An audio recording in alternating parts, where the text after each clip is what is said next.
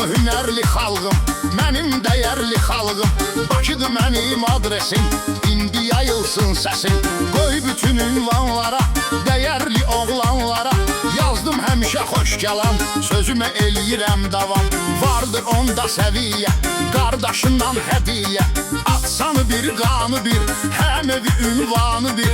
Qardaşıdır şücaət, söylədiyim rəvayət. Hədiyyədir birbaşa, qardaşından qardaşa.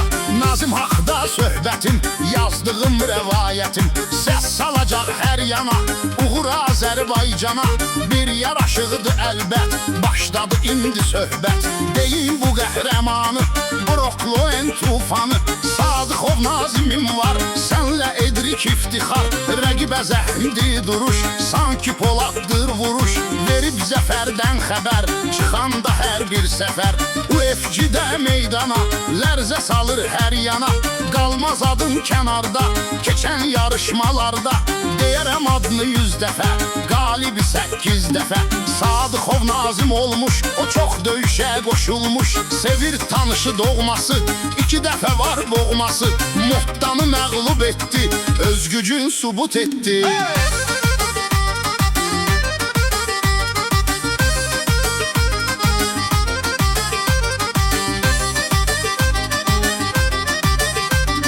Millətin soraqladı, bonfimi o saxladı. Mənim də fəxrim budur, o da Qarabağ ruhudur. Orada mənim torpağım, dalğalanır bayrağım. Nazimin yolu haqdır, Allah ona dayaqdır. Tənha gəzər ədəbli, qara canavar ləqəbli. Sürü ilə yox tək gəzər, tutsa rəqibləri nəzər. Əsmisən külək kimi, çaxmısan şimşək kimi. Nazim bir qəhrəmandır, adın fəxrdir, şandır. Dünya eşitsin səsi, zəfərdir hər kəlməsi. Döyüşdü ciddi Nazim, ərdi giddi Nazim. Yorulmasın qolların, açıq olsun yolların. Daim irəli ey igid, biz sənə verdiyi ümid. Yaz qələbə dastanın, fəxrisən bu ünvanın. Daim uğurlar olsun, fəxrlə hamı baxsın.